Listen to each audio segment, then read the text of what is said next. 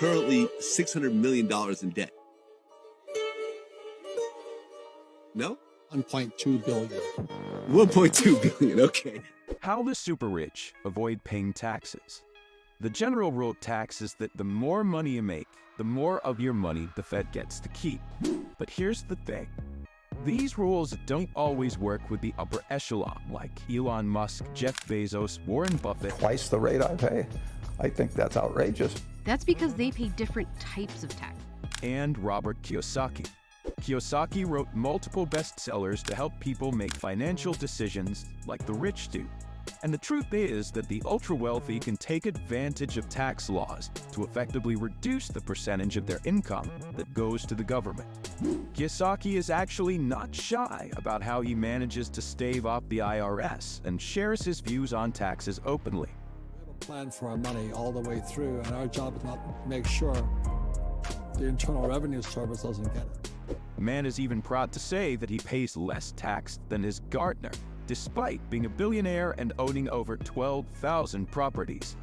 So today I own about 12,000 rental units, but that's not the story. The real story is, how did I acquire those properties? I used debt. See, the more debt I use, the more property I own, the less tax I pay. His asset portfolio includes large apartment complexes, hotels, and even golf courses. But here's something interesting. Kiyosaki isn't just focused on real estate. He's also involved in the oil industry as the head and investor of oil drilling operations, and he even owns oil wells. Talk about diversifying.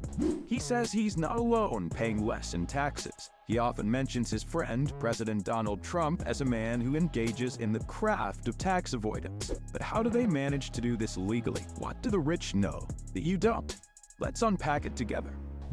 No one loves to pay taxes, but you must pay if you want to stay away from jail. You don't want the IRS knocking on your door. It doesn't matter if you don't trust what the government does with your taxes, it's your obligation. But what if you could find a way to legally reduce your tax rate or effectively pay $0 every year? You would expect that Kiyosaki and other billionaires pay a higher tax amount because they're rich, right? Wrong. They actually pay the least. Some pay $0 in taxes. And you could too. Let's talk about how Kiyosaki pays little to no tax, even though everyone else expects him to pay a lot. He uses debt to buy real estate. I'll explain how that happens.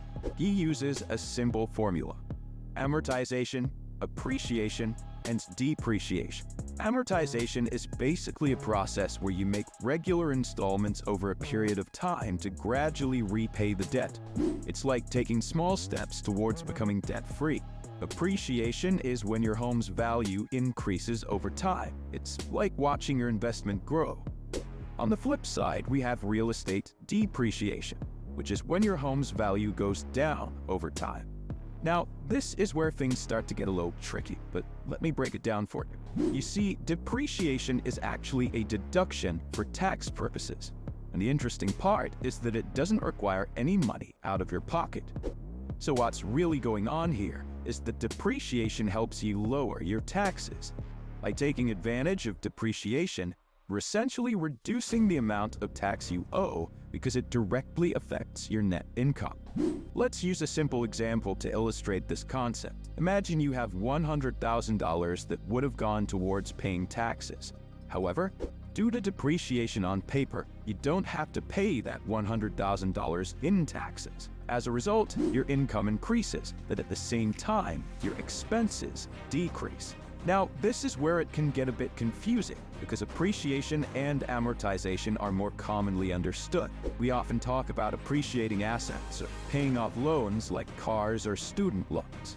But depreciation is the real secret sauce here.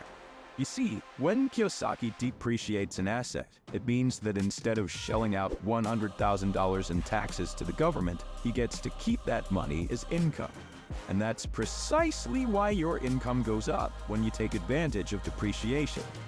Let's take a closer look at another scenario involving Kiyosaki's business, Rich Dad Poor Dad Educational LLC, which made $100K and used that money to purchase a rental house for the same amount.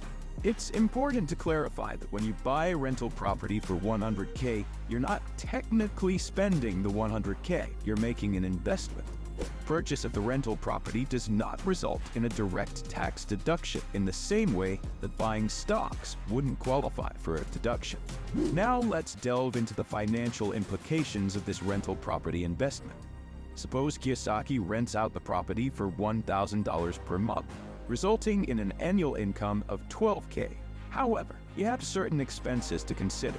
Let's say the mortgage payment is $600 per month, comprising $100 towards the principal and $500 in interest.